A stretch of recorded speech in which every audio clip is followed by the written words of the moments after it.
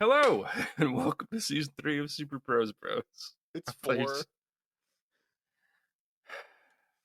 Sorry, it's 4.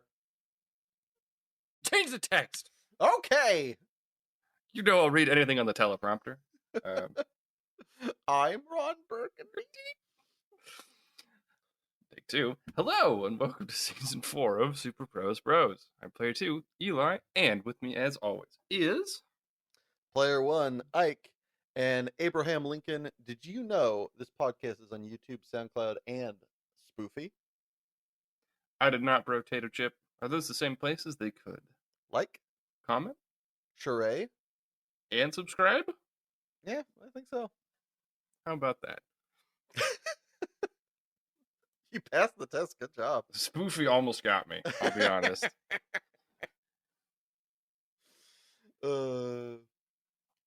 So it's been like 3 weeks since we last recorded. It's been a minute. What has been hip hop happening? What has been happening? Excuse me. So, I have been doing my requisite nerd bullshit. Woo! Um, I ended up meeting up with someone else for a couple dates and discovered I don't think they was gonna be a good fit. There was too much they had in common with my ex. Like, I don't think this is okay. I don't think this is Do you smart. think, real quick, I'm kind of curious on something like that. Do you think that is a temporary problem? As I mean, it's been a while, Um, but it hasn't been that long. Where in no. years to come, It, it, or it that's was a it was bad there trait is that a behavioral tendency that I see that I'm not comfortable with. okay. So it's Like, not like wow, their hair color is the same kind no, of. nothing like Yeah, that. It was like it was a it was way an of active problem in the activity yes, that was shared by. Okay, exactly. And like they were good just for you. they were too erratic. They were too all Yep. over and like I enjoyed like the couple times we hung out and like talked and they were like it was cool and like they were kind of crazy and like all over the place. And it was like, okay, it's very entertaining. But also like they were super late the couple times we hung out. Hmm. And it's like I will give you one pass for using black people time. Like you get one, fair. But then like they were still like the second time and the third time they like canceled kind of on a whim. Yeah. Not on a whim, but like last minute. I was like, okay, that's three times like 3 for 3 on very much disrespecting my time. Yep. And just like I I'm not okay with that. So one, good for you, and two, this is actually something that I really hate that is propagated a lot by television and media, is Mm-hmm. the idea of that being a quirky behavior as being a good thing, being erratic, being like kind of all over the place. Like, oh wow, they're so different. Boring is great in a Like relationship when it comes to like certain things. Boring is fine. there, That is underrated as a quality of being like like knowing what your partner's gonna do. That is not bad. yeah. There's like so as some of the bit of inside baseball on this one personally. Um, Mhm. there are certain things where like it is good to have somebody like there's a fine line between boring and stagnant, and there is a fine line between adventurous and crazy. Sure. Like you do need like you need everything is better in moderation. You need to hedge towards the middle, like Yep. on either front, Yeah. because like there is being boring, and then there's just Jesus Christ, try something new. Yeah. You That know, true. Yeah. yeah. But there's also like, wow, we do so much shit, and holy fuck, I just want to stay in at home one night, just one night, Rachel. Like, what the fuck? Um, you know, Staying in is so that's something I can't stand about like on the LA dating apps. People are like, I want to go to a concert and the lake and these trips. I'm like, I want to come home and lay in bed. Like, can we watch a movie? Like, are you fucking kidding me? Like, yeah. so many I'm people are like, I want to do this. I'm like, we're gonna be in the car for an hour in both directions. This yeah. sucks. Like, I'm and not fun be in a car. Be in a car in like bumper to bumper traffic where you're yeah, like having to unfun to pay be in a attention to the car. road, like because to move 5 feet. Yeah, I'm very blessed I found Eli because we do a good job of being willing to meet in the middle. And like, Yeah, there's plenty of times that us hanging out has just been we have sat around on a couch and binge watching a show together or watched a movie together. But like, we've gone out to shit. We've gone out, you know, yeah. like last week we went out to like a pumpkin patch, and I shot an apple cannon. That sounds gas. It was pretty. It looked like a colossal. It was like somewhere between a potato gun and a howitzer. Pickle It Lane. it was. I think it was just like a big metal potato gun essentially. But it just looked like a small howitzer. Terrific. I didn't hit 10 out of shit. 10. It was wildly inaccurate. They Much to the dismay of the neighbors. Or I mean, it was. Oh God! It's a Granny Smith. We were shooting Granny Smith apples actually. Also bought some like really I have fudge that is a weird consistency. It's like gooey, which is very strange, but it's pretty good. Like the flavor is great. You just have to eat it with a spoon. It's just It's bizarre. more of a. Yeah, it's like It's more of a Jello. it's like really great sugar tar, like road tar. I don't know. It's very strange. Anyway, but yeah. Otherwise, I have been uh like playing video games, hanging out, and Worlds finished yesterday for League. Faker is the goat. He gets a fifth title. Holy shit! Goat doing goat things. Goat doing goat. He fucking Goat like squared. he also just hard. I'm not gonna say hard carried, but like now I'm gonna say he hard carried game five. Yeah, that's what I heard as well. Yeah, like him on Galley was nuts. He also had like two moments in game four and game five where he just lived at like 2% and walked away from three people, and I'm like, I'm sorry, what? Fucking how? Like I was literally watching it, just going, he's alive. He's alive. No, Yay! it's like Jesus Christ. Like, and it not like he was just not like he didn't go in and fight. He did, and then he's like, all right, time for me to go, and just left. It's like, huh? Dude, I do this, I'm dead. What the fuck? You're cheating. Give me your stats. Like, goddamn. Yeah, so he is further cemented the no one is ever gonna catch me kind of thing. Jesus. Like, yeah, motherfucker, 5 worlds titles. The next closest person has two. No, man is untouchable. Come on, look at my cat eyeball. There he goes. Okay. But yeah, so that has been most of what I've been up to. Oh, I did hit a deer. That was the other fun, exciting thing. And it kind of fucked me up. So I was driving to the gym in the morning to go swim, and uh, I'm not. You fucking chill. A cat's like just demanding. He's like, "Pet me, please." So I'm driving to the gym, and it's 6 a.m. dark as shit. So headlights. Guy drives by me. My eyes kind of tracked his headlights, Yeah. and so I refocused it. Oh my god, a deer! Slam my brakes. Um, and like hit the deer and like knock it over, and then it just gets up and runs off to the side of the road. And I'm like, oh my god! And I'm just stopped in the middle of the road. I'm just like, what do I like? It's 6 a.m. I'm not entirely conscious. Like, there's a little bit of like running on automatic. So I'm like, Yeah. what?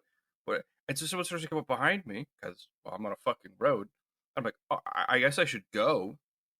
And so I just keep driving forward. And then I'm like, Eli, you should check on your car. Like, oh, that's a good idea. So find a place to turn off at this like random bank parking lot. Step in front of my car's fine. Like the bumper was like slightly knocked out, and I could literally just shove it back, and it clicked back into place. I'm like, okay, cool, that's convenient. I'm like, is the deer fine? Should I go like is it like it limped to the side of the road and fell over? Like that's what happened in my brain. So I'm like, I should go check. Now maybe I need to call animal control or some shit. So I called Dad because I'm just sitting here shaking, like freaking out because I have all this adrenaline. I'm like, Dad. ah. So I call dad. I'm like, I need to talk to somebody.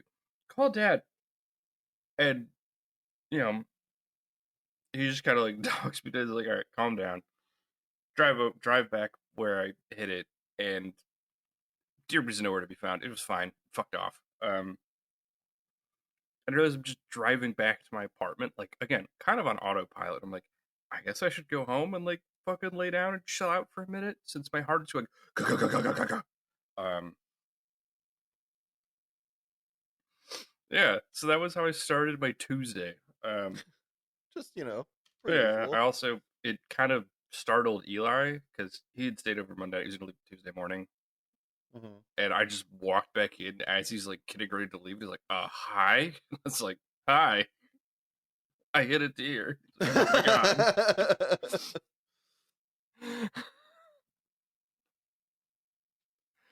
So yeah, it's at an odd tone for the rest of the week. Yeah. So what's been going on with you? All right. Oh boy. See. This last weekend, so the 26th, 27th, I was in Las Vegas. Okay. I didn't realize I had an alarm set for the middle of our recording. That was Cuckoo. very convenient. I'm starting to hate that fucking alarm sound. Didn't take long. Jesus. I set a lot of alarms today. Why? Okay. So yeah, last weekend was Vegas for me. Went there to do a panel for upcoming magic related podcast. To working title is Hello and Welcome to. Did a panel with my co-host Brian David Marshall, the goat when it comes to magic um, tournament coverage. And I was initially very worried. Panel, never done a panel before. Oh my god, this is blah blah. There was 12 people, so very much did not need to be worried.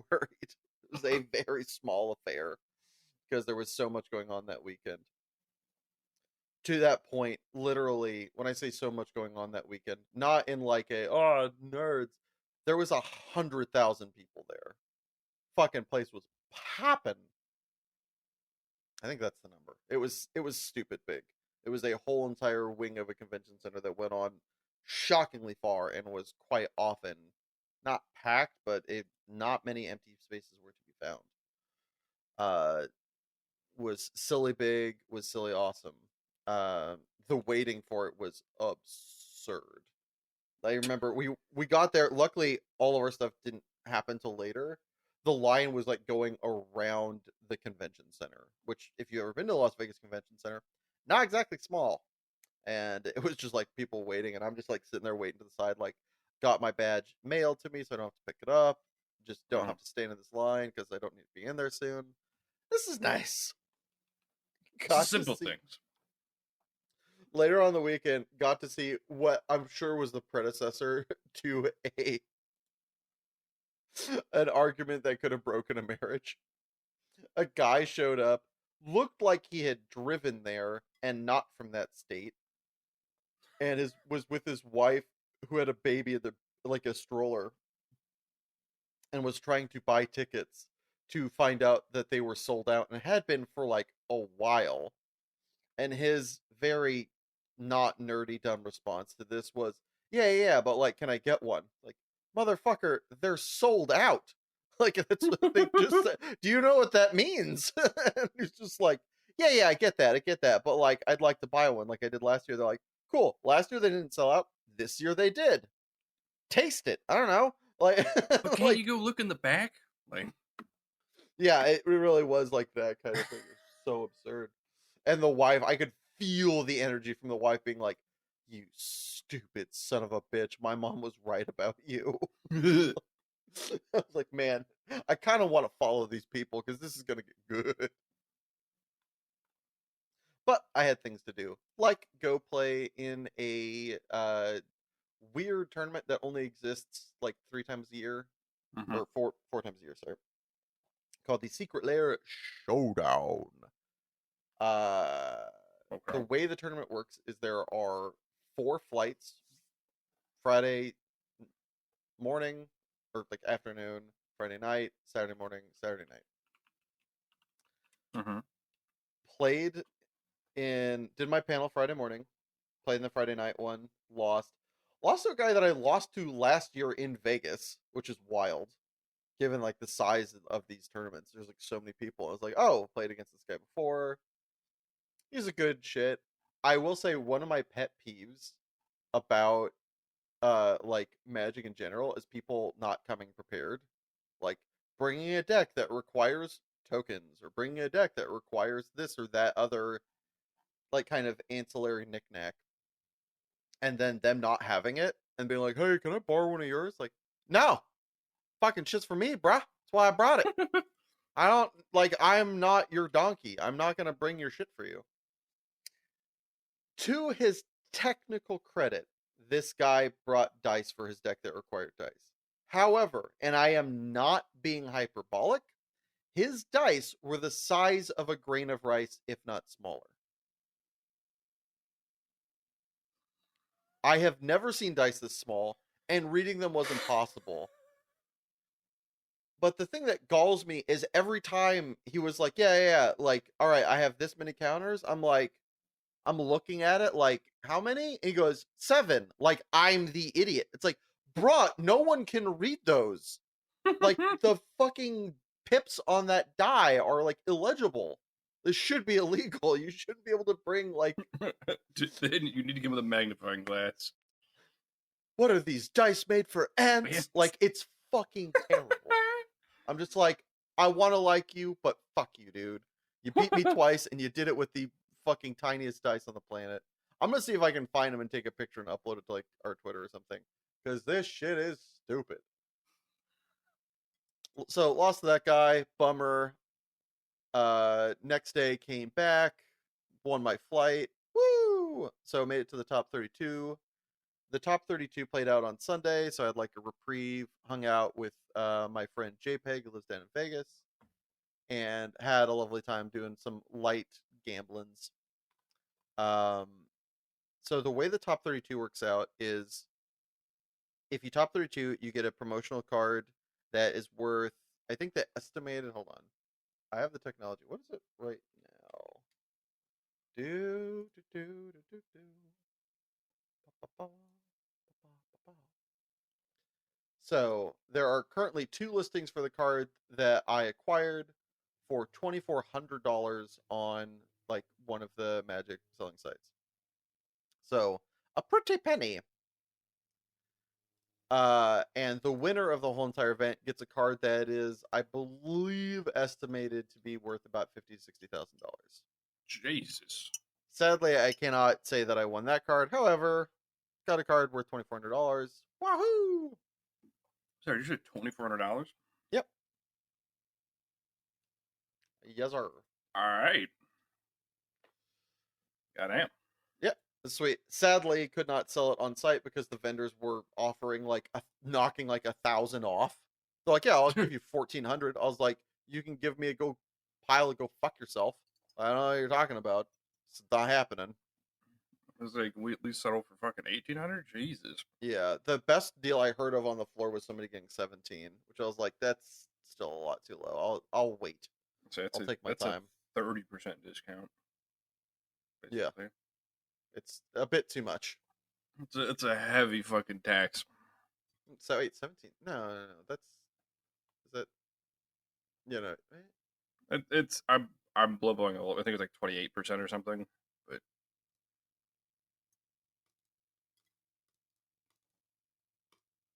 yeah, basically 30%, 29.16. huh.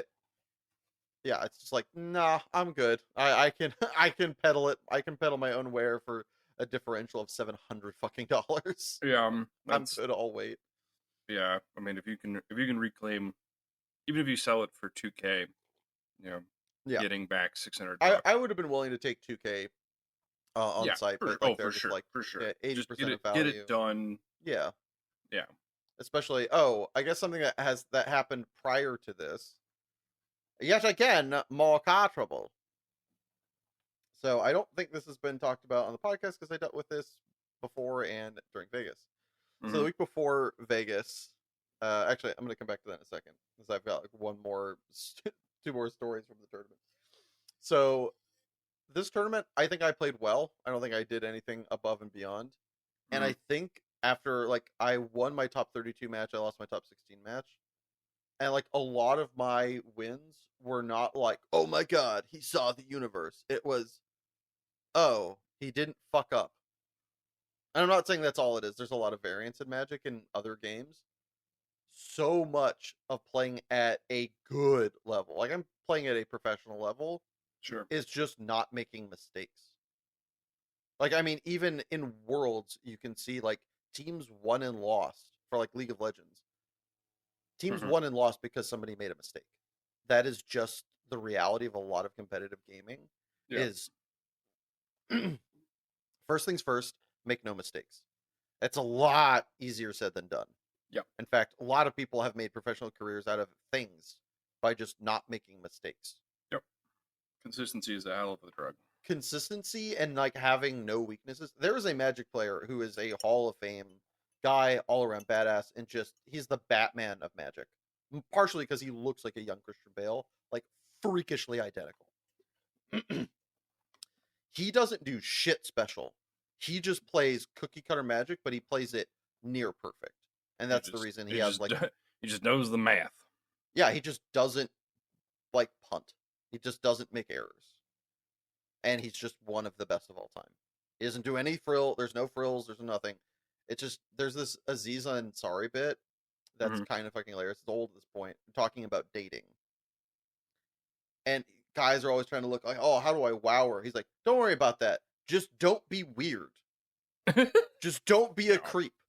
The amount of like he like, I mean, it's a little bit kind of hyperbolic, but raise like is all right, ladies in here. How much? How would you respond? How likely would you be to date a guy who is just good? And like crowd explodes. Yeah. It's like so many women just want a guy that isn't fucking that they can trust and isn't strange. To do well in this world, you don't need to reinvent the wheel. You just need to not fall off the bicycle. Yeah. It And I don't want to make it sound simple because doing it right all the time, especially in like gaming under pressure and life yeah. with all its kind of acts is something. But for those of you that are like, how do I make myself apart? Don't worry about that shit. Just be who you are and don't be a fucking weirdo and just like do your best to like kind of meet the grade and you will do fine.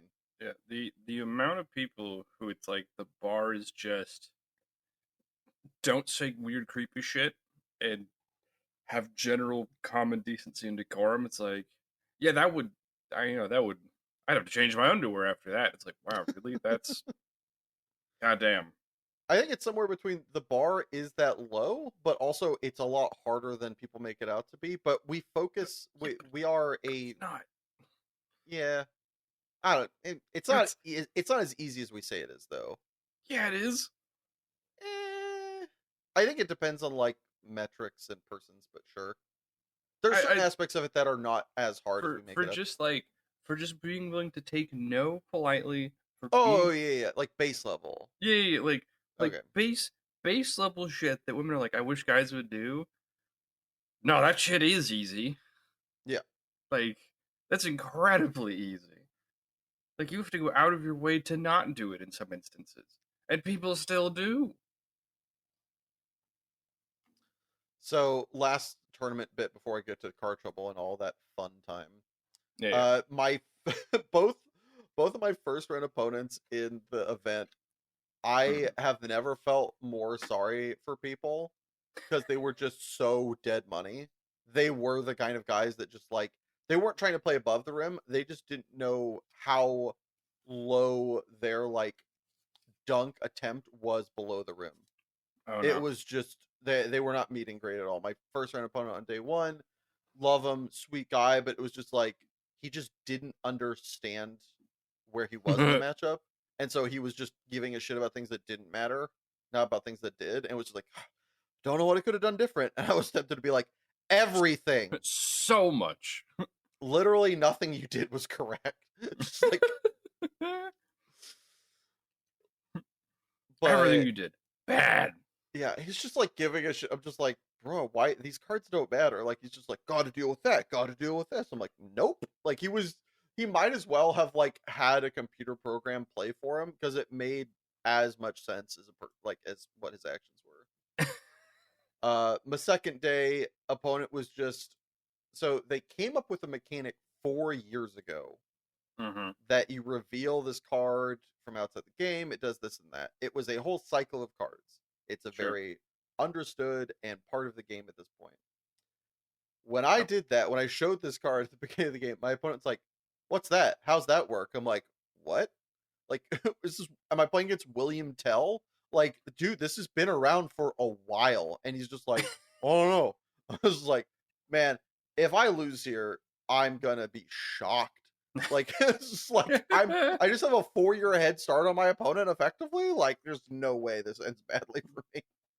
And it didn't. It wasn't even close. But this poor guy, so again, so delusional in a different way. He was like disenfranchised with Magic because of some recent financial things that happened, Sure. and he invested in cards that were reprintable and like or just new. And Mm-hmm. I don't remember if they reprinted them a high hell or they banned them and like they got worth less money. He's like, yeah, you just can't trust MTG finance. I'm like, all right, couple things. One, trying to do finance in this game is tricky at best. Sure. And two, there are things that they have said they will never make more of. So there is something that you can invest in that is a finite resource, which Yeah. last I checked, one of the best things to do in investing is something that has like a, cap on the amount of produced. I mean, if Whether nothing that else, the be the old property. adage, invest Yeah, in land. It's one thing they're not making more of. exactly. And he's just like out here ranting and raving. I'm like, I so wanted to be like, my guy, like, let me educate you. But I was like, okay, go. Sorry, dude. Have a good life, I guess. Like, I don't know you that well, and I don't want to get involved in this. I just My beat your brother in ass black Christ. and blue. I don't need to also educate you. It's like, I don't think it goes well. So prior to this trip, I was planning on driving out with my then partner person. That fell through. Thank goodness, because my car went through more trouble. The week prior, or like the weekdays prior to going out to Vegas, I ended up was driving to work and had the weirdest thing happen that I've ever had happen while driving. My the console display is that the dashboard display, whatever, like where the radios and shit. Yeah, Is yeah, there yeah. whatever term there is Dash for that? display. Say again. A dash display. Yeah. Dash display just turned off.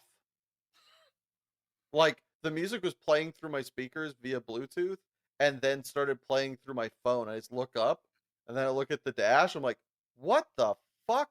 And then a bunch of the lights on my dash start blinking. I'm like, that can't be great. And so I just pull over.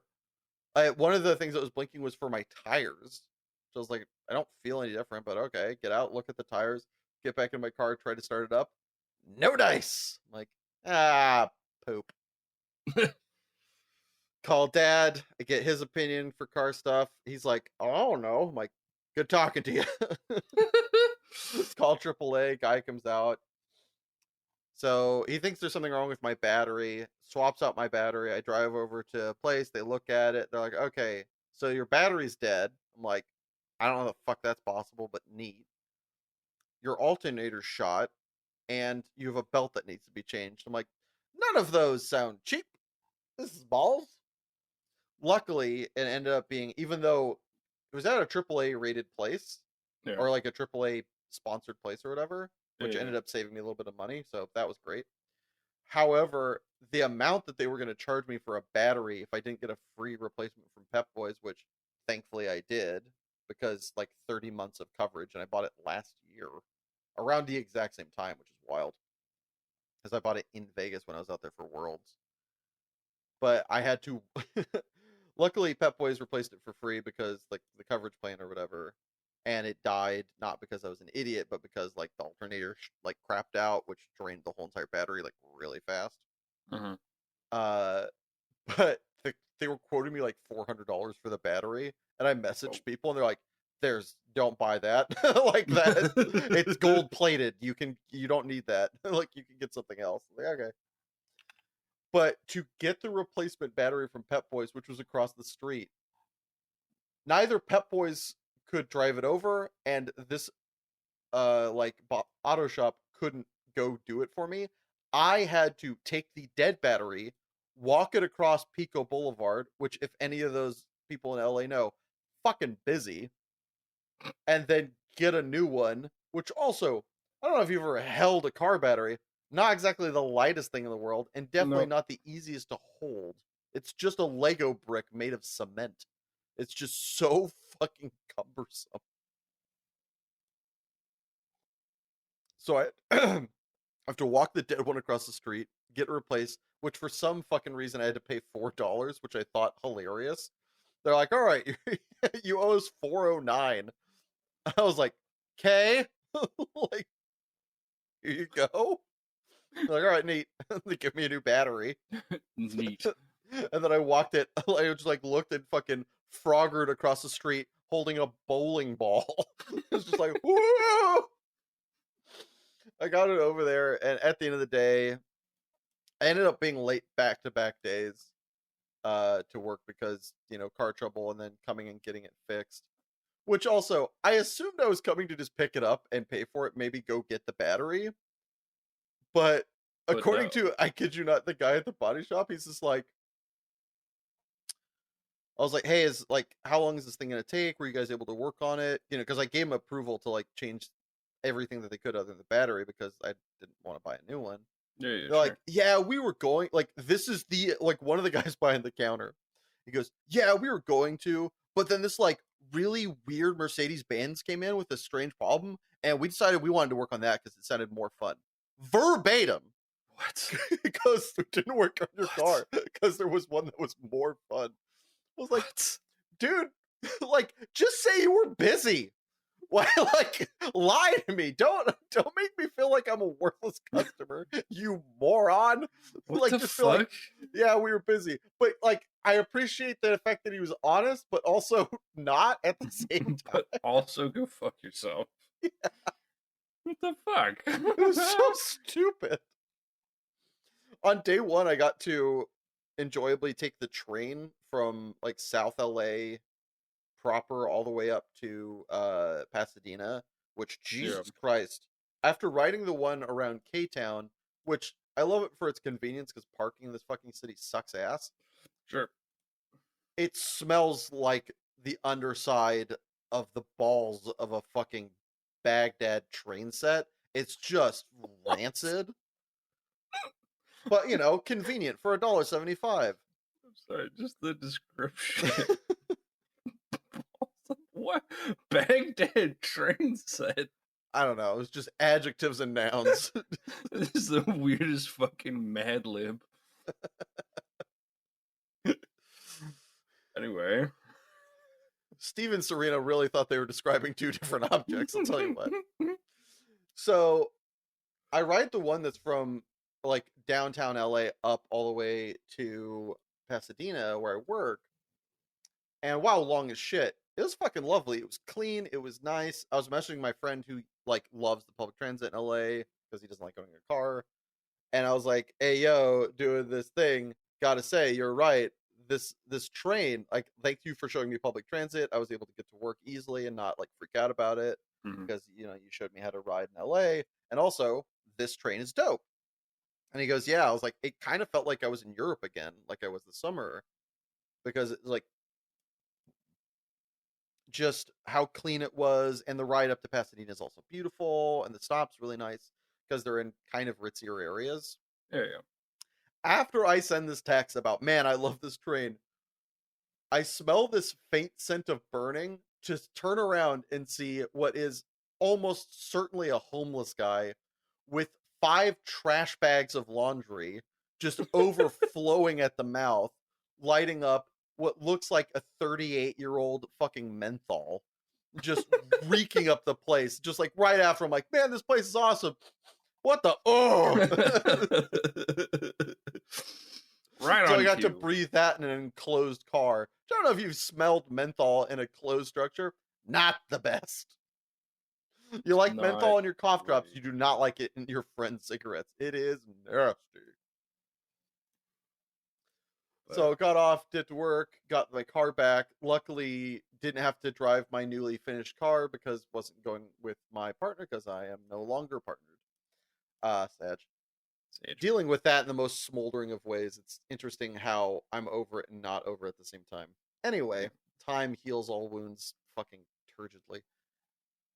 So on my way to Vegas, I was traveling with my friend who is a doctor, homeowner in Long Beach, and a very fucking smart guy and very funny. Love you, Chris. You're the best. And his buddy from college, who is a lawyer from San Diego. Mm-hmm.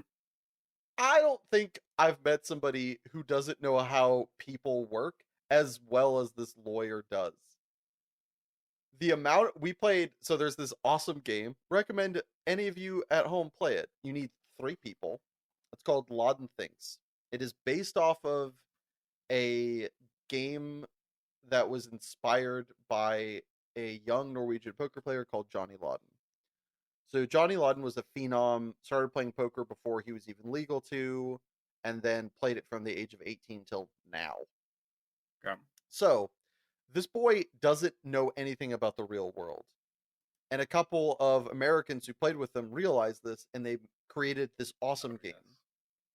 where you have a subject, you have a question, and then you have 2 people betting.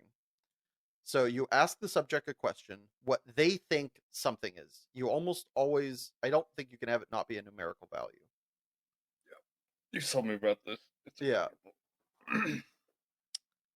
And then you take turns doing what is called a Chinese auction, where you set a line taking the over, the person can take the under, or reset the line. So for instance, if you know, you and I were playing Laden Thinks Mm-hmm. with, you know, a snow globe, we'd Mm-hmm. go, all right, how many dogs do you think there are in the universe?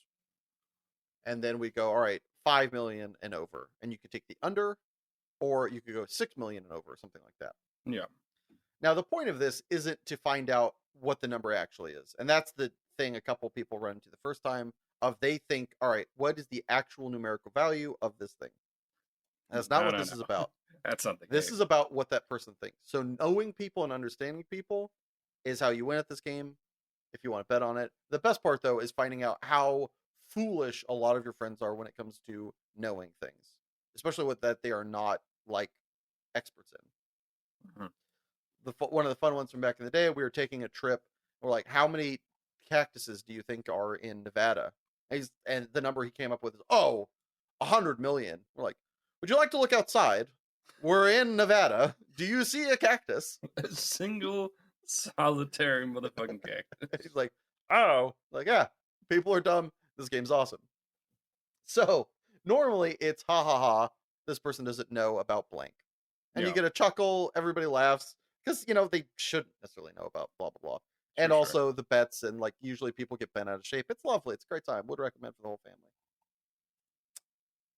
This guy didn't know how people worked, and so up until we started softballing them, and even then we had to dial it up. He did not win one game of Laden Thinks because he just didn't understand persons. And we very much, it was just, he was like getting really, like, up until an hour left in the trip. And from LA to Vegas, 5 hours. We did it there, we did it back. With 1 hour left, he finally got his first one and only one of the trip.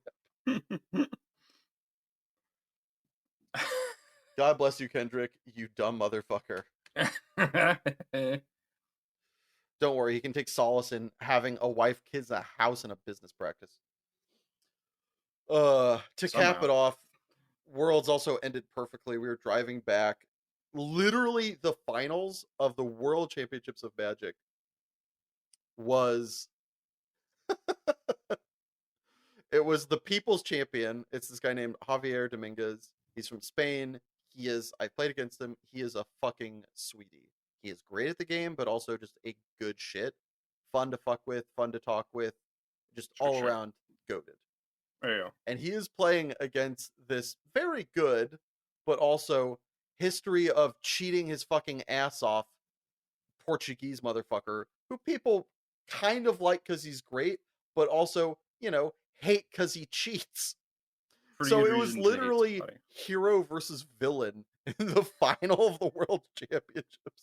And the whole Twitter chat or Twitch chat is being like, please God. And thankfully God he did. proved to So be real. yay. On the way back, we got this treat though. Last story before we get to our main topic. 42 minutes in. Yeah.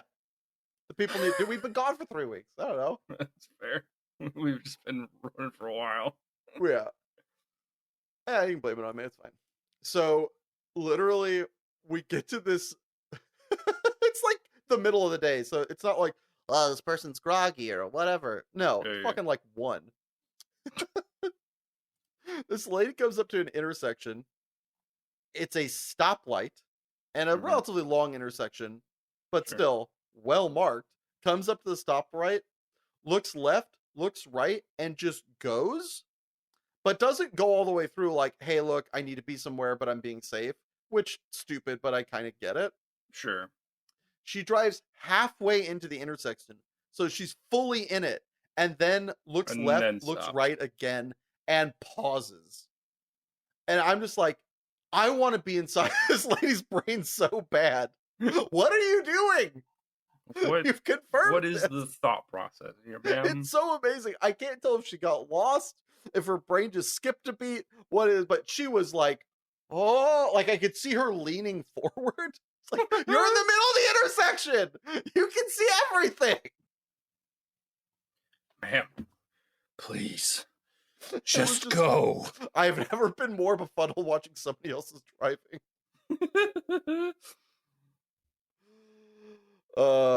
Other things that do befuddle us, though, are how certain people have not gotten a biopic yet. Like that fucking transition? You better, because that was a banger. Seamless. So there are many historical figures that both of us love or had to look up for this that just slap. Their life story is like right out of a, stump speech or a fucking pitch It's a meeting in an fucking elevator. novel. Like, Yeah. it's crazy. So today we are going to do somewhere between a faux pitch meeting and just talk about the lives of some of the most awesome people that have not gotten the celluloid treatment that they deserve. First up, and this is going to be a short one just because I don't know how to categorize his life. Okay. All right. So, have I got a movie for you? Let's hear it. He served in the Boer War, the First World War, and the Second World War. He was shot in the face, head, stomach, ankle, leg, hip, and ear, was blinded in his left eye, but survived 2 plane crashes, tunneled out of prisoner of war camp, and tore off his own fingers when a doctor declined to amputate them. Describing his experience in the First World War, he said, frankly, I had enjoyed the war. Want to make a movie about My God. Adrien Carton de Wow? I'm going to ignore your pronunciation. I'm sorry, how many places was this man shot in? The face, the head, the stomach, the ankle, the leg, the hip, the ear. That man was shot 3 times in his fucking cranium and survived. What the fuck? This man definitely didn't know what the word quit meant. Seriously? Wow. So I could get into like the dregs of his life, but I mean, just that for the record, that's like the first line of his Wikipedia post. It's just what I read. And I was like, I can't sell it harder than war guy that doesn't know how to stop warring. Yeah. Like this guy was just like, man, I love wearing a uniform and shooting guns at people. Like it's just, it was his favorite thing, I guess. Jesus, built different in a crazy way. All right, what you got? Who's All here? right. Charles Henri Sanson. He was the royal executioner, and in the course of I think 7 years where he was doing the gig, he killed 3,000 people. It's a lot of notches to have on a belt. Yeah.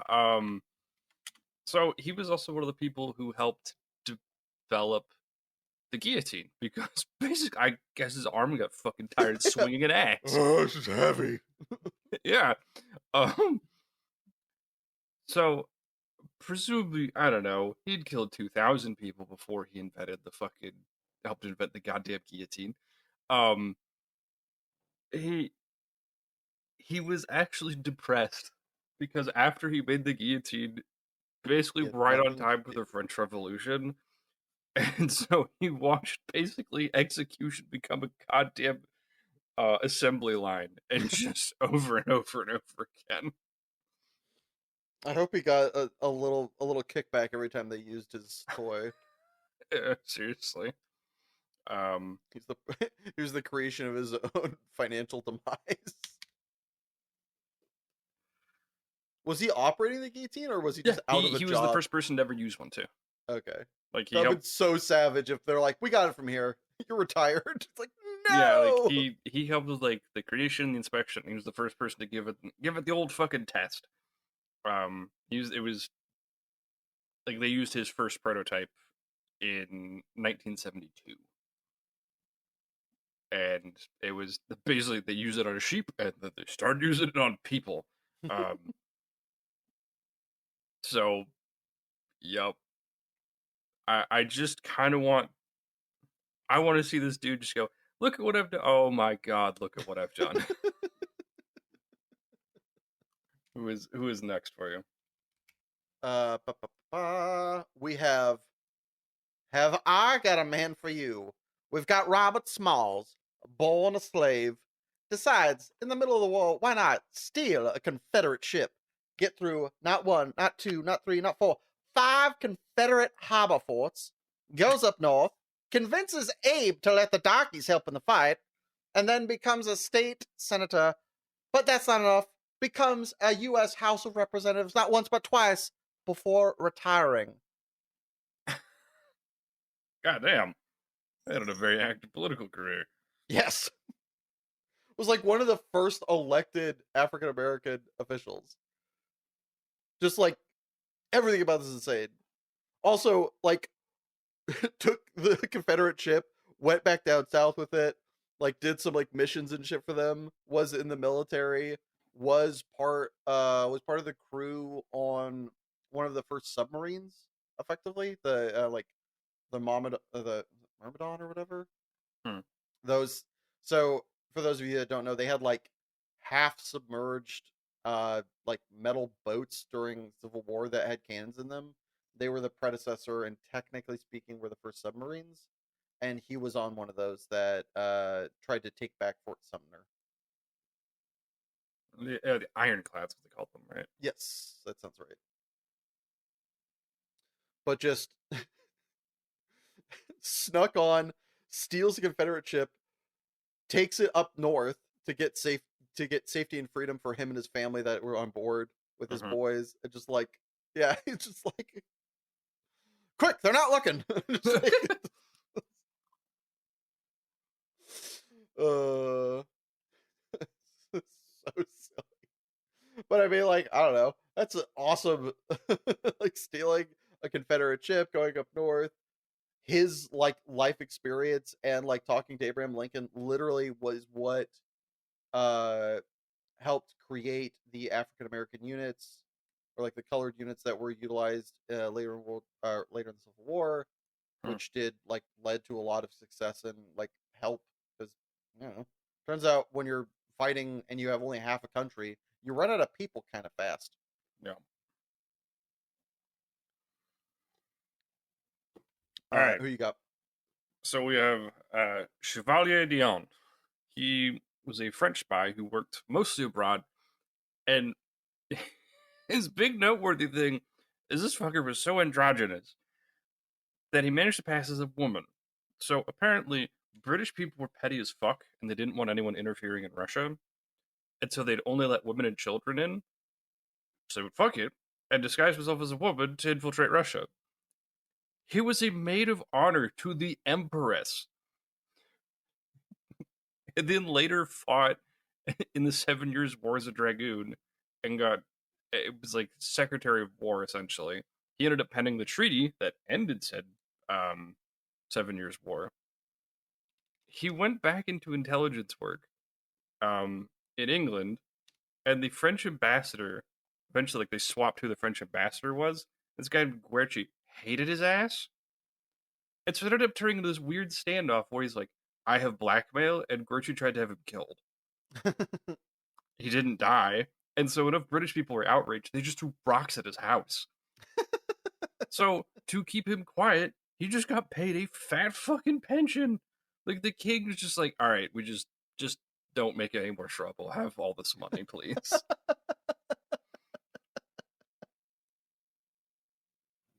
Yeah, like that was kind of the comment is like you basically don't come back to France for I think he eventually goes back to France. He was like way later in life, but for a long time he lived in political exile in England. It was like, you guys are incompetent. And I have the receipts. And like, all right, here, have a bunch of hush money. Just fucking leave us alone.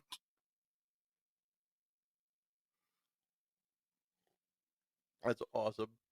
Yeah, I also just petty British politics. Like, we didn't want you interfering. Like, give me a bustier. I'll fucking do it. Like,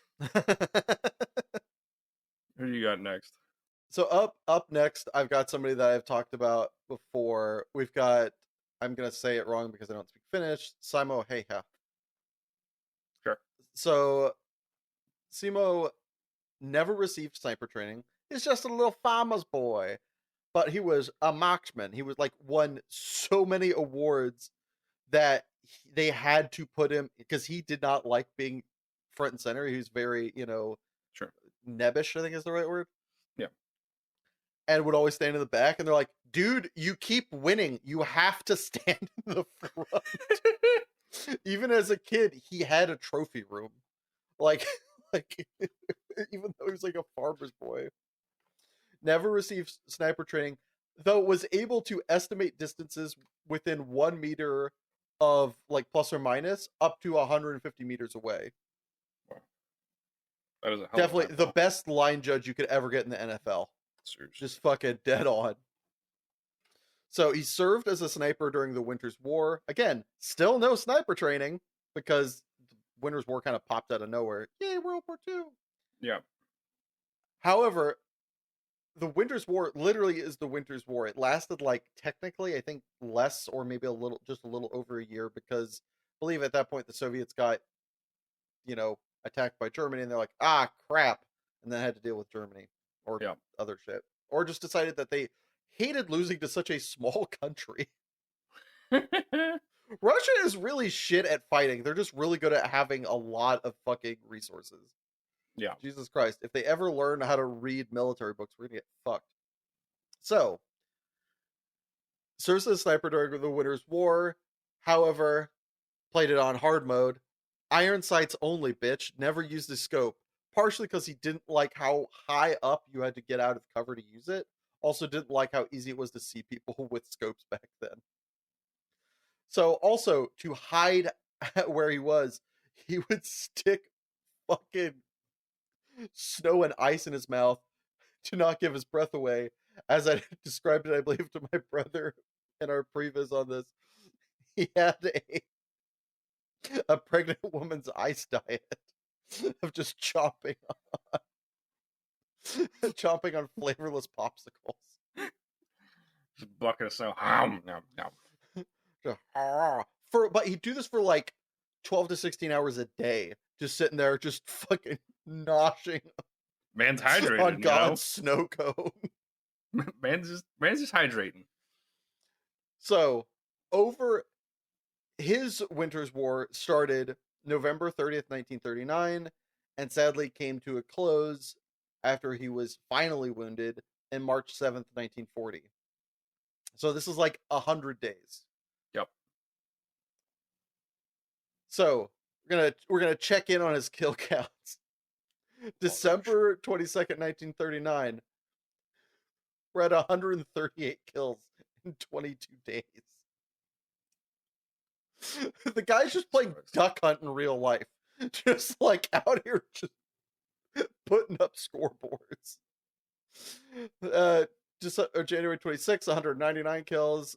February 17th, 219 kills. His collective not adding that many. Yeah, yeah, yeah. And then after he was wounded, he totaled out at 259 kills, which, by the way, reportedly had as many sniper or submachine gun kills as sniper kills.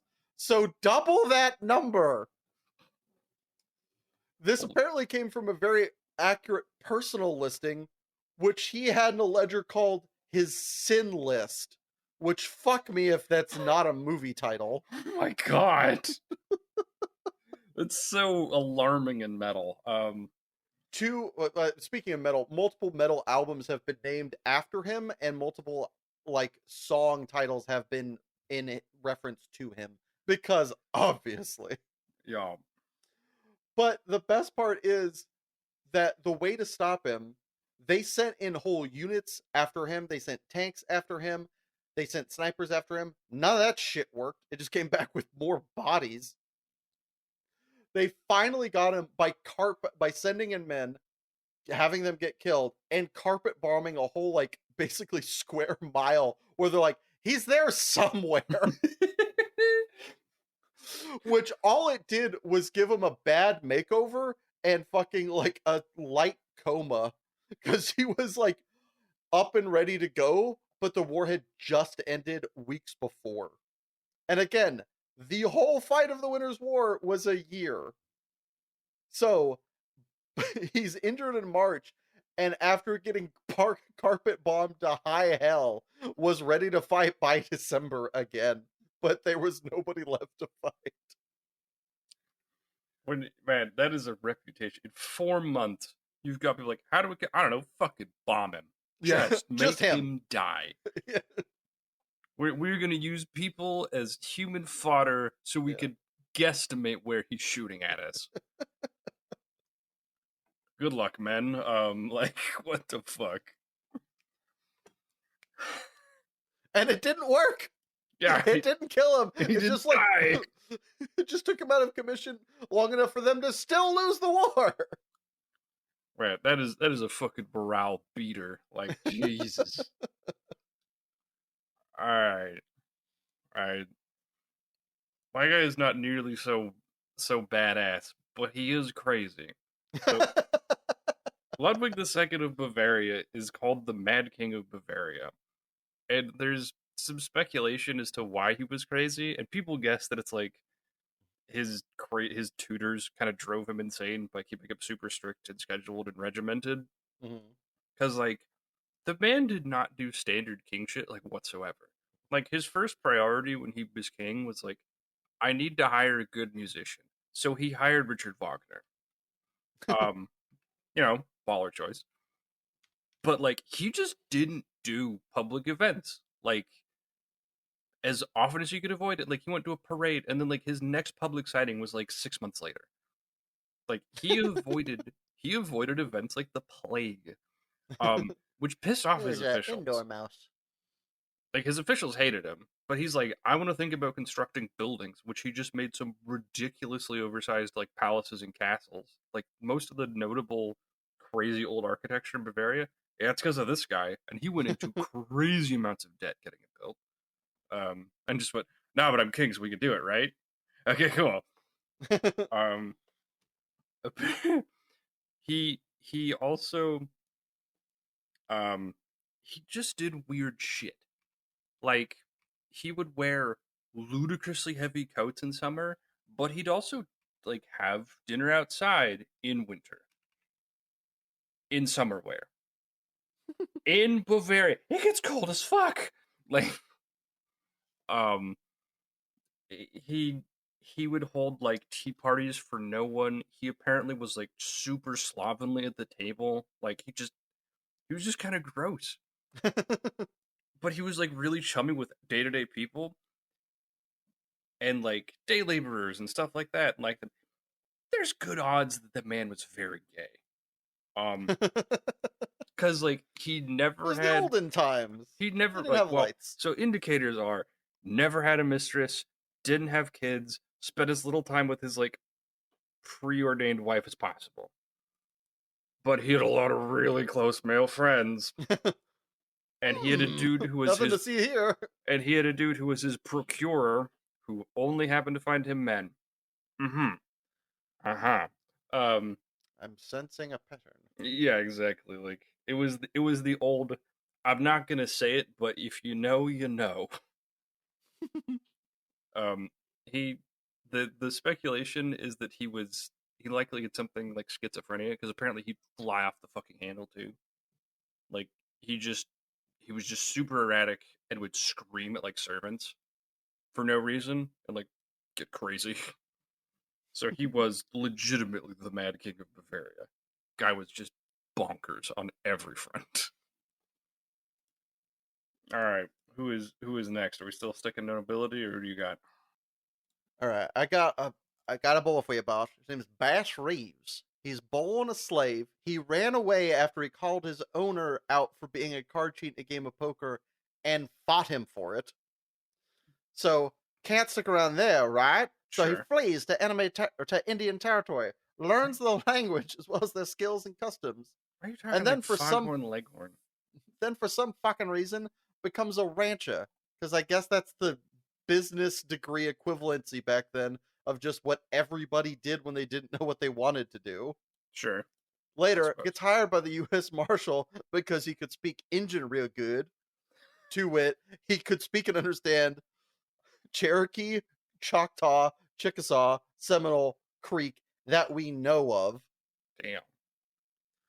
Working for the U.S. Marshal gets elevated to being a U.S. Marshal, where one of his earlier charges, he had to arrest his son for the murder of his wife. Not his son's wife, his wife. Whoa. Not the best. However, something that was the best was Reeves. He brought in some of the most dangerous fugitives of all time. He had made more than 4,000 arrests in his lifetime, Whoa. only killing 20 men in the line of duty, which I don't know if that's in which way that's impressive, Yeah. and was never wounded, despite having his hat and belt shot off on multiple occasions. I'm sorry. What? How's it possible? I don't How do know. you shoot off a belt? Very carefully. Like, is this man's hips the most narrow thing ever? Like, is he wearing pads? What the fuck? Also, I'm not sure to call him if I call him Bass Reeves or Bass Reeves, but either way, it's fucking rad. I don't know. That's But crazy. yeah, brought in a lot of like the at the time would be like the most kind of like the kind of like big outlaws Yeah. and just yeah, all around badass. Yeah. Again, Jesus. runaway slave, saves the country. Bagger Vance with a gun, basically. That's crazy. All right, who you got? All right. Marie Marvinkt basically could do everything, it seems like.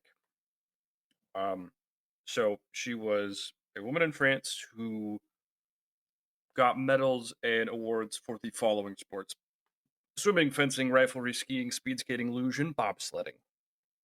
As one does. As one does, like national competitions, she crushes. Um, she was the first woman to climb several of the Alps. She was the first woman to swim the river Seine, in that goes through Paris. And because she wore like a red swimsuit, I guess she got the nickname Red Amphibian. Awesome. Um, she won a an international or national international rifle competition using a French carbine, and she got awarded the Palmes du Premier Treilleur, which is a very prestigious award from the fucking Minister of War in France. She was Hell that yeah. good. Oh yeah, she also flew balloons, airplanes, helicopters, and hydroplanes. She was the only woman at the time to have a license to fly all fucking four. She and apparently like she flew in old planes, like wooden planes. And she didn't break wood, just basically crashing or landing too hard. I don't know why, but I feel like I'm supposed to go but after that. Yeah, it really feels like it should be an innuendo. Um, for 900 flights, which Damn. unparalleled. Like Hey, nobody can. Boeing. check this shit out. Yeah, seriously. Like, and these are rickety ass planes that like collapse if you fucking look at them wrong. 900 Yeah. flights. Hey, Boeing, check this Shit out. Yeah. During World War One, she basically haggled her way to fly planes, and she bombed a British airbase twice. Whee! Yeah, and in World War Two, she worked as like a nurse and basically went to the crazy spots to go fucking provide care and like evacuate people. She was nicknamed the fiance of danger.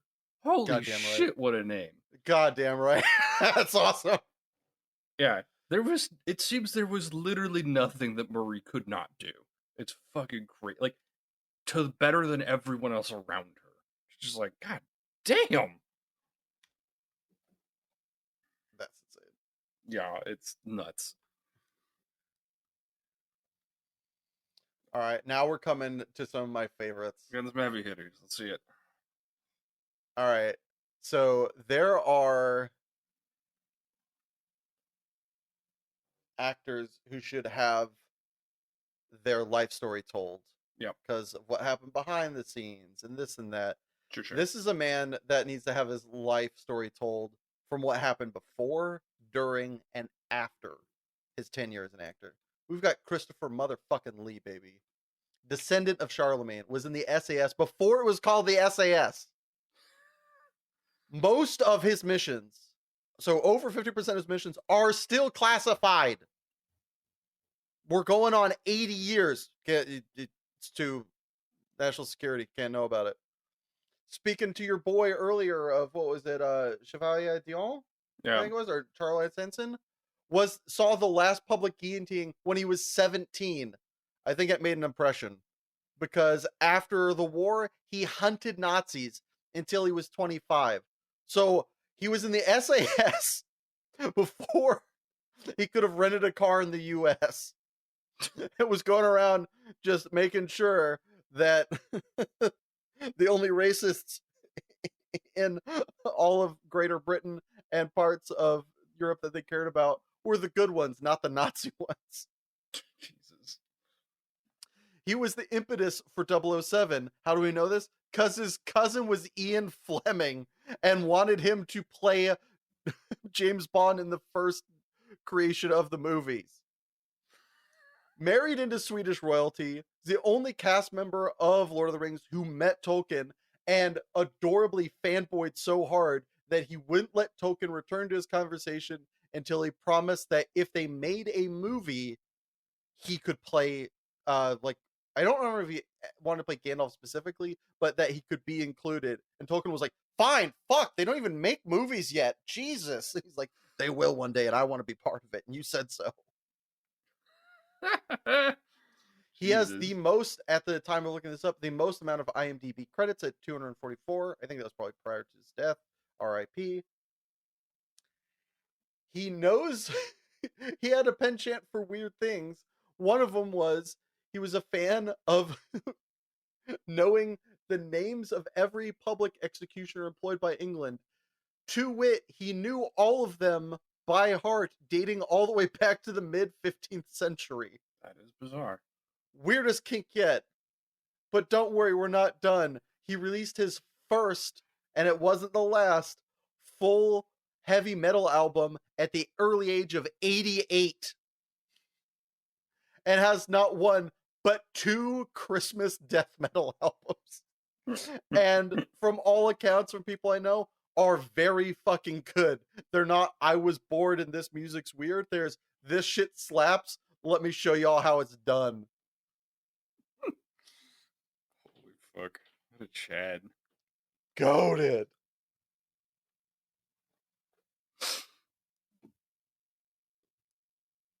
Your turn.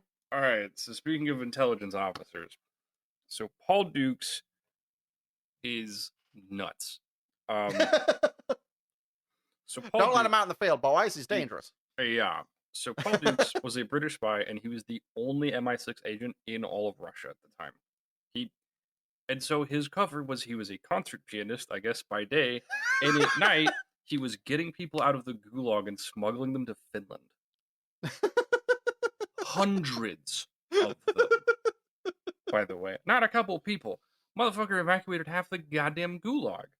Um, Sheesh. yeah, he put, again, hundreds of people out of the gulag, which alone, he didn't have any, there were no other agents there. He had to do his own fucking networking. Um, he was so hard to track down, he was colloquially known as the man of 100 faces because he was so proficient with using disguises. He was such a good spy and so convincing as a Russian citizen, he got hired by Russia's political police, which just let him spoon feed information about every political secret to the British. He was termed the greatest of all soldiers by George V and is the only person in history to have been knighted based on his contributions from espionage alone. The only one. He Damn. and eventually he said fuck it, retired, and they just wrote books about it. But he was so noteworthy, he had to come out of retirement in fucking 1939 to track someone down because they couldn't find him. Like because he got like abducted. He got abducted by the Nazis, and they're like, "We want to figure out what happened to him." He's like, "Okay," and he went and did it. Like,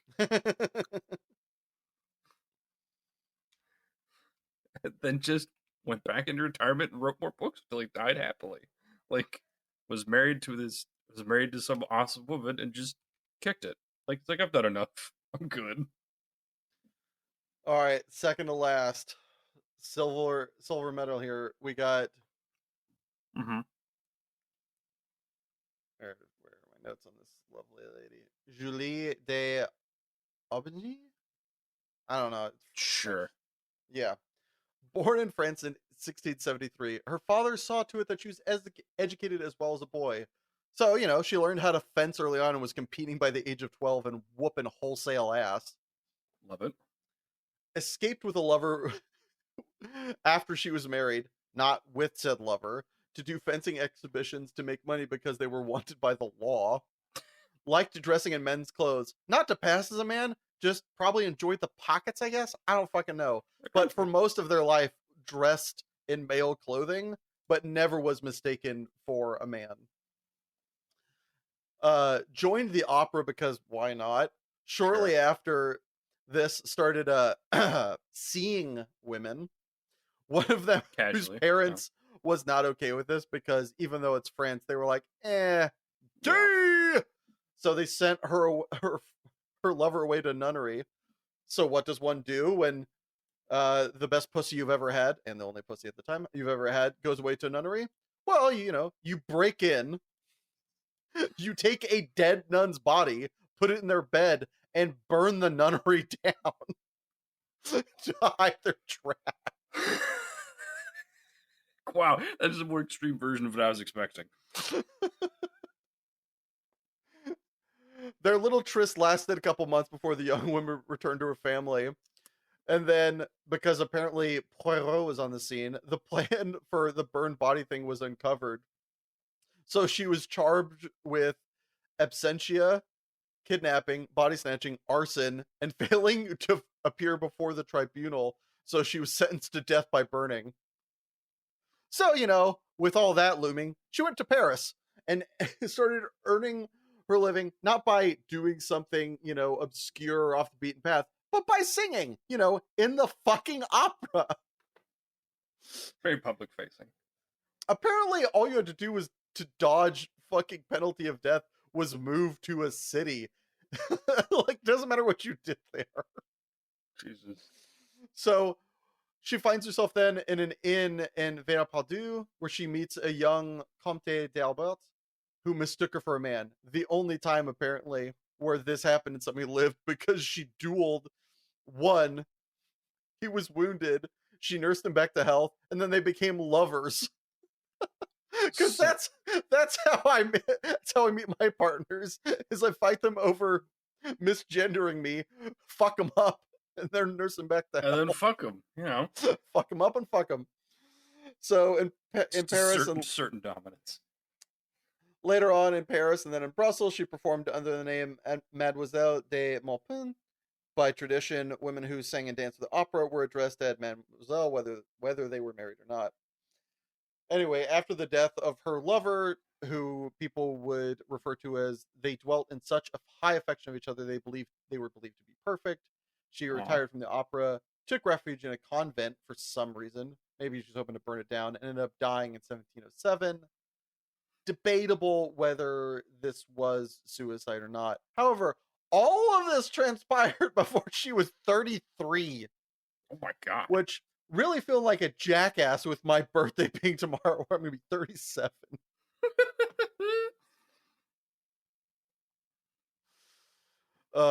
Julie, fucking badass bitch. All right, my gold medal slat.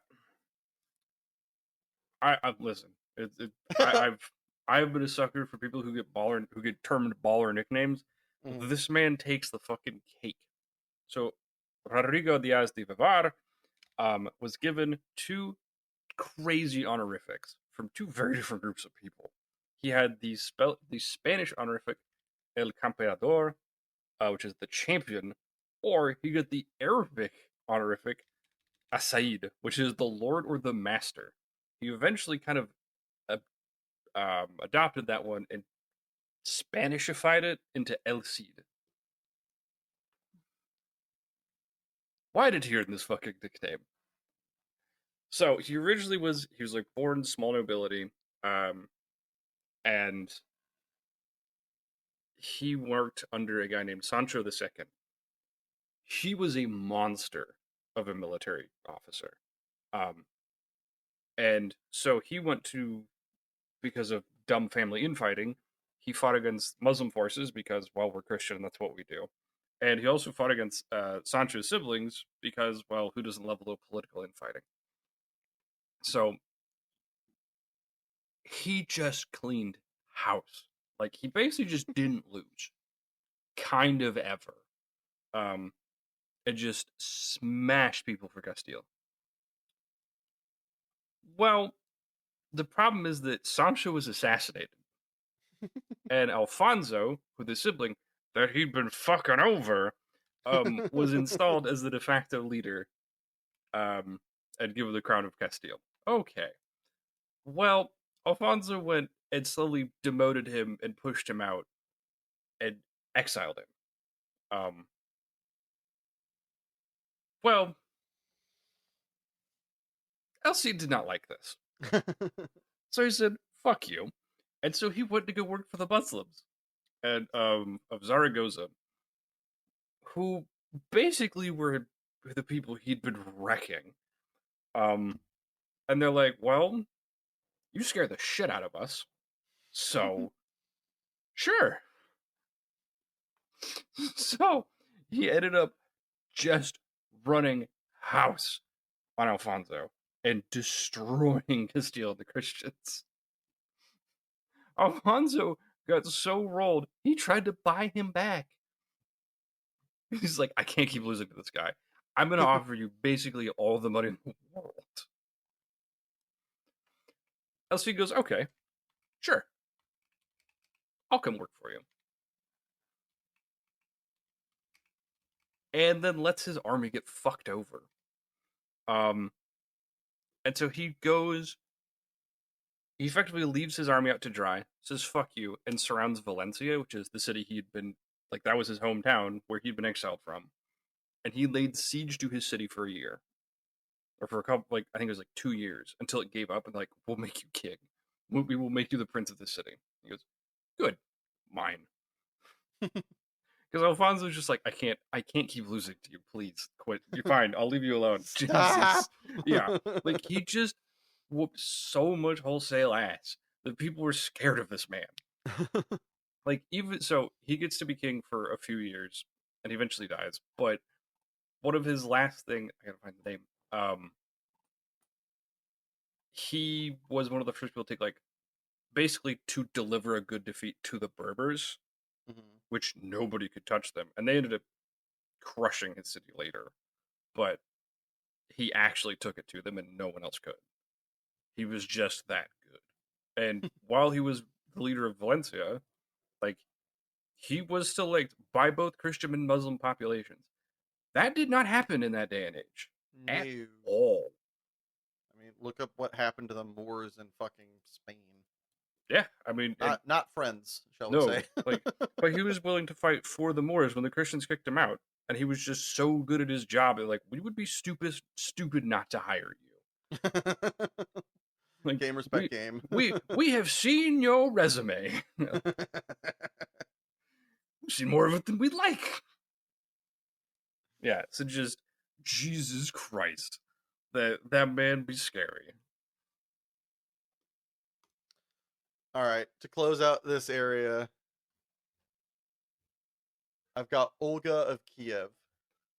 So she was a Viking queen, married Prince Igor of the Kievan Rus in I think what is now today like northern Ukraine, um, in Kiev.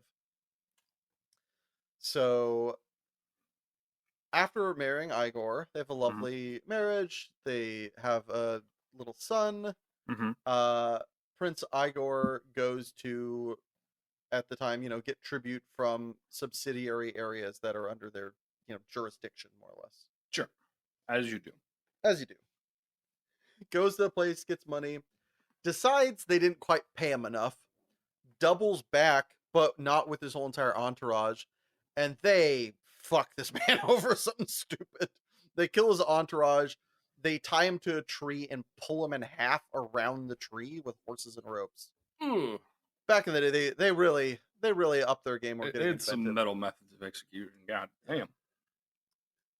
The brazenness of this time also. So Olga takes over the country as, husband's dead, 3-year-old son. All right. Yeah. I think it's called the Drevlins or the Drevlins or Drevenites or whatever. I think it's Drevalia, Drevlia. So they, the guy who killed her husband and says as much, is not making a secret, comes a courting, goes, "Yo, I killed your husband. I'm clearly more of a man. You should marry me." It's a bold stance, Cotton. Instead of telling him to correctly go fuck himself, she Sure. goes, "You know what? You are right. Let me show you the the the treatment you deserve. Come, and we will, I think there's like a lake in between them. Come, and we will carry you on pontoons as you are worthy of your blah blah blah." Motherfucker buys it. Comes there with this little, awesome, like a little enchanté. It just, comes there. "Oh, I'll lead you on boats. Ah, you're so welcome. We're showing you how much we care about you. Oh, what's this pit we dug for you?" And dumps him in there. Man, men are Buries him stupid. alive. While he's being buried alive, she asks him if they had been honored to their taste. Which, fucking damn. Lord.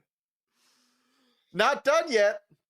Invites a second party of Drevalians who haven't picked up with "Where's our boy" yet. Takes them to a bathhouse. Got to get them clean so they can, attend the wedding. Mhm. Burns down the bathhouse with them in it. Jesus Christ. Sends a third message to them, which they're not suspicious that 2 groups of people are gone and haven't said shit back yet. Haven't come home. Has them set up a party for her to come visit them and weep for her dead husband. Gets there, gets them drunk, kills 5,000 of them. Oh my God. Does a whirlwind siege tour where she sieges multiple cities. The final holdout, she pulls some fucking Troy shit. Tricks them into giving her pigeons as tribute. And she will let them be and move on. The fucking idiots are like, "Yeah!" And they give her pigeons, which she then ties sulfur to their legs, lights them up, and sends them back, because pigeons go back home. So they go back to their nests and burn the city to the ground via carrier pigeon. And then she goes back home and rules for the rest of her days. Wow. After getting supreme vengeance on the people. That is John Wick levels of revenge touring. Jesus. You killed my husband? Fuck your whole people. Yeah. Like, It just reminds me of the triple dip on vengeance before going out and just being upfront about it. Reminds me of that thing with Elijah on top of the mountain, where it just like people walk up, he's like, blah blah blah, fuck you, and God's like, see ya, and then it just happens over and over. Like people Yeah, are like, like yeah, we can take him. He's the just third a guy is like, dude. please no. Please God, I swear you're awesome. He's Yeah. like, listen. You proved your point. I'm just doing my job, man. Olga of Kiev, don't fuck her man up, or she'll fuck your whole planet up. Yeah, Uh, that is a 1 to 100 kind of confrontation. Jesus. yeah, she wasn't getting even. She was getting all your people dead. Yeah. Good lord. And with that, we're gonna get all our ad breaks in real quick, aka one of them, and see y'all in a moment. Do you ever find yourself doing a mundane activity with nothing to keep you from gouging your eyes out or sticking a pencil through one ear and out the other? Uh-huh. Well, then perhaps I could introduce you to music. Music comes in a variety of different types, flavors, and colors. Theorists say that it's the best thing to introduce to your life since food. So go out and get some and make your life just a little bit more bearable. And we are back. Welcome back. So, you been up to watching anything recently? I have. Since we've taken our few weeks apart, I decided to check and see if Dan to Dan was indeed living up to the hype. It fucking does. It's fucking crazy. It gets wild in a big hurry. Yeah, And it's bizarre. it's I'm here for it. I love it. It's Yeah. bangers, no notes. It's beautiful. It's When you've got in episode 1, when you have a granny demon going, weenie, it's fucking, you know you're in for a give me treat. your weenie. Yeah. And a handful of aliens say, "Give me your banana." Episode 1, ladies and gentlemen. Yeah, Episode 1. not that much of a spoiler. That's what you're in for. Yeah, fucking strap it. You have the most quiet episode is episode 5. The first 4, bananas. But I love it. Also, it I think it's the first show I've seen that uses the fucking like William Tell overture. uh-huh. It is Oh like yeah, that's right. there's like a remix of it for a chase scene, and it's incredible. Um, it may be one of my favorite sequences I've seen in a show in like years. Um, anyway, but what else I've seen? Uh, I went and saw The Substance after a YouTuber I like basically said this shit's wild, because I remember reading a synopsis of it. And I was like, okay, whatever. Mhm. And then I'm like, okay, I'll take a second glance and watch the trailer. And it looked bonkers.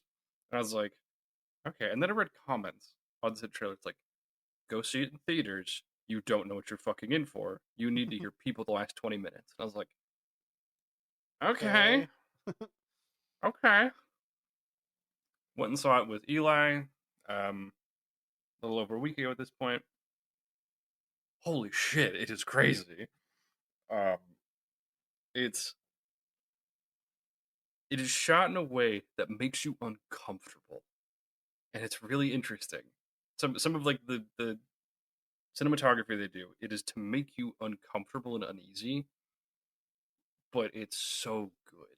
Like it's aside from the whole dive on perceived expectations and beauty standards and how the entertainment industry chews people up and spits them out, and a handful of other things like that. And I think my favorite part of it might be Dennis Quaid's character, because he is the slimiest, sleaziest, scummiest, like, um, director kind of character ever. Mhm. He is the worst. It's incredible. Like, every scene he is, you fucking despise this man. It's and he's so unhinged. It's incredible. Like, yeah, and it's got some. It just be ready to be grossed out a bit. it has some crazy body horror Cronenberg influences, and it's fucking nuts. I just strap yourselves down. It goes places. You are not ready, but it's very good. So, in preparation for this episode, I decided to go back and see the fantastic showings of non-T'Challa roles from. Wait, why am I spacing his name? I always think of him as T'Challa. Jesus Christ! Why can I not Chadwick brain go Boseman. dumb? Chadwick Boseman, yeah. It's just like I don't know. He's T'Challa forever. But yeah, I went to go back and see his non-T'Challa offerings. I mean, Wakanda Forever, but also, have you seen 42? Have you seen Get On Up? Yeah, We've been talking about biopics that need to be made. Those are the biopics that need to be made and were. yeah, Both of them just like, if you liked Black Panther, if you liked seeing his acting, it gets even better when he's doing something that isn't, Marvel. yeah, Not hating on Marvel, it's just I don't know. So much of the character is what it was before and not them. This is him just fucking chewing up the celluloid and just giving the best performances of his life. Also, 42 you if get to you want see to see a Alan man. Tudyk as a giant racist. Um, Yeah. 42 if you want to see the awesome story of Jackie Robinson, performed perfectly, amazing. And if you want to see, and what I like even more, and the reason I had to say, even though I like 42 more as a movie because it's more fun. mhm, Get On Up is one of the best in showcasing what is great and what is terrible about a historical figure, which I really appreciated. They didn't they didn't make it a movie about how much of a bad person he was, which would have been fair, but nobody would have liked it. But they didn't shy away from the fact that James Brown was an asshole who hit women. Like, he cheated on his wives. He was shitty things. That being said, made some of the best music you'll ever hear. So, did a really good job at showing him being an asshole, but also being amazing and yeah, fantastic. And one of the things that you loved about it so much, as I recall, is the fact that so many interviews with people that knew James Brown because he hasn't been dead that long were just like, "Wait, I thought he was alive." yeah. Like I feel like that is the ultimate like holy shit you did the job perfectly is when people Yeah. who knew James Brown is like, uh, I'm looking at him. What the fuck? That's not him. Are you sure? Yeah. Like I don't think there's a higher accolade like fuck getting an Oscar. But when people who knew it are like, I'm looking at him. It's just like, Yeah. damn. That is some authenticity in the process there. Jesus. Well, to close this out, do you have a game direct or I a song to get I out? do. I have been What? slurped back into Rotato because they made the DLC like what is it like Into the Abyss or something. It's nautical themed. And quick check. Need to know what called. Eh. Anyway, um, Abyssal Terrors. There we go. Came out, and I have been very excited for this because I love the style of game. I think Rotato is probably the best iteration I've seen on it. So I've been playing the ever loving fuck out of that recently. Um, it's great. I love this game. It's so much fun. I shelled $7 this DLC and I regret nothing. Well, my recommendation this week for music is friend's actually going to go see them tonight, and it's Ginger Root. If you like kind of Japanese synth pop, this Okay. is the best American version I've heard of that. It's so amazing. It's really light. It's great for like just like you're driving someplace, you're chilling, you need some vibe music. You can put on this guy's whole entire catalog. I'm not saying he's a one note or a one trick. All of his songs are great, but most of them, if you hear it and you like it, you're gonna like most of his stuff.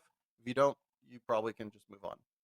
But lovely, great, just chill music. It's the music that you wish you were put on hold to, I guess. I mean that as a positive. Like, if you were just gonna like listen to something kind of light, it's very similar to that. It's got a little bit more juice than that, obviously, but it's fantastic, light, fun. All right.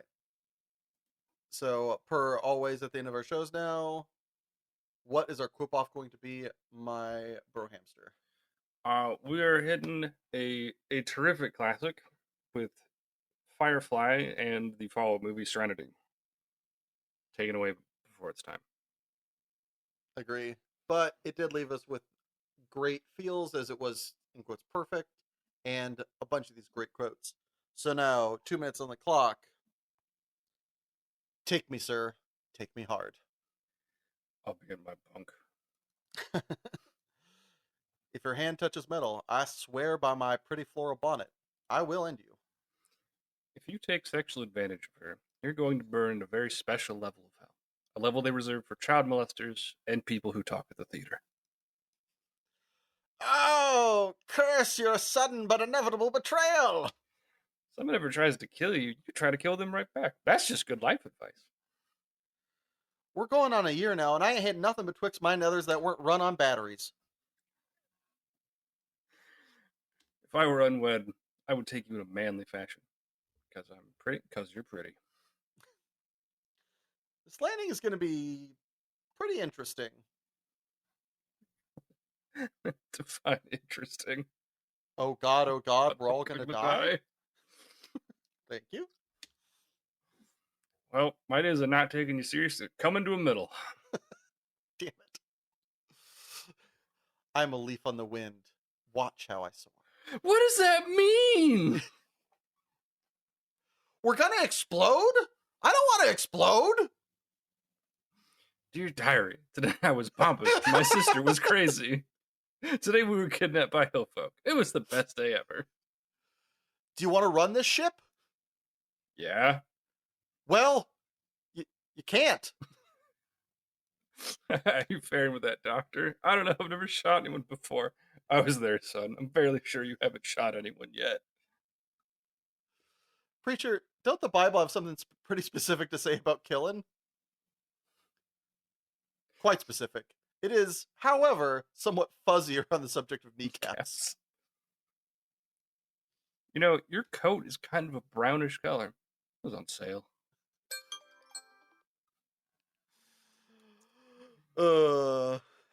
It's my very favorite gun. I call it Vera. Vera. Wait, can we start at the beginning? About where Jane was beaten by a 90-pound girl? I need to hear that again.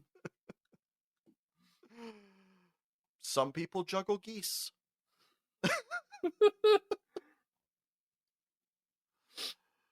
Well, with that lovely diatribe,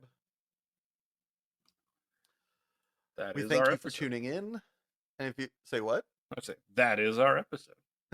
And thank you for tuning in.